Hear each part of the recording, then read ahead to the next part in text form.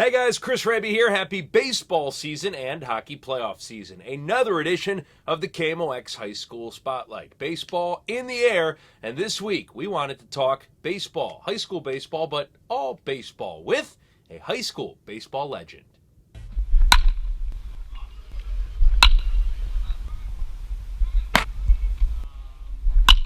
Oh, that's gone.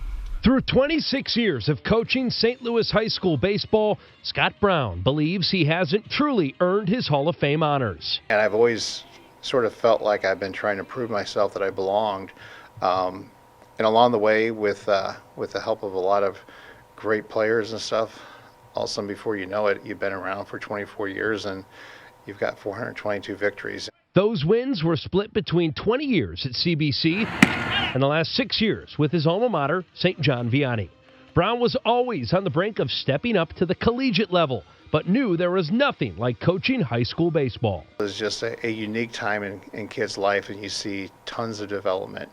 And those kids that may come in and really don't understand things, and all of a sudden they get it, that's really a neat experience to have. Had a lot of fun.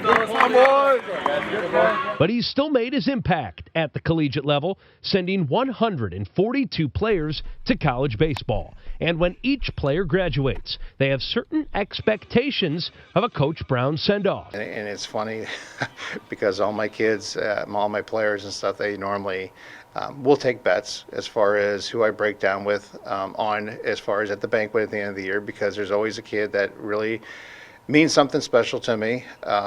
And so they always kid around, when's Coach Brown going to lose it? When's he going to start breaking down and having some tears come out and stuff, which it's happened for a long time, and it'll continue to happen because, hey, I mean, they do mean a lot to me. Brown's induction into the greater St. Louis Amateur Baseball Hall of Fame comes not just as a coach, but as a player.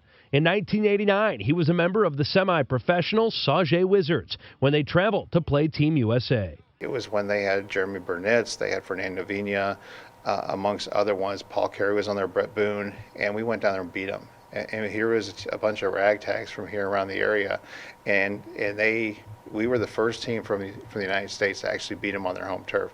The only other team that had beat them up at that point was Cuba. Closing out that game with a strikeout was Brown, who spent parts of the next 2 years in the Pittsburgh Pirates organization. And we figured, since we have a local Hall of Famer and former pro, we'd get his opinion on the hot topics of baseball. It's gotten better in college and safer because of the changes in the bats, but there's still enough variance as far as the ability level that they still need to play with it. I really enjoy the strategy, so I like the National League play. I do realize that probably before too long that it's going to be in both leagues, though. The bat flip, nah. And I was a pitcher, and I hate to say it, but I've hit people for less. That is specifically trying to cater to the younger crowd, which as much as it's hard to accept sometimes, it's good because you want to have the young people excited about baseball as well, too. Thank you to everyone involved in this week's KMOX High School Spotlight, especially our great producers, Sam Masterson and Ben Boyd. Now, here's where you come in. If you have an idea for the KMOX High School Spotlight, email us, kmoxsports@gmail.com, or tweet us at KMOX Sports. Thanks as always to our great sponsors, SSM Physical Therapy. If you have an injury that's keeping you out of the game, let SSM Physical Therapy help. I'm Chris Hrabe for another edition of the KMOX High School Spotlight.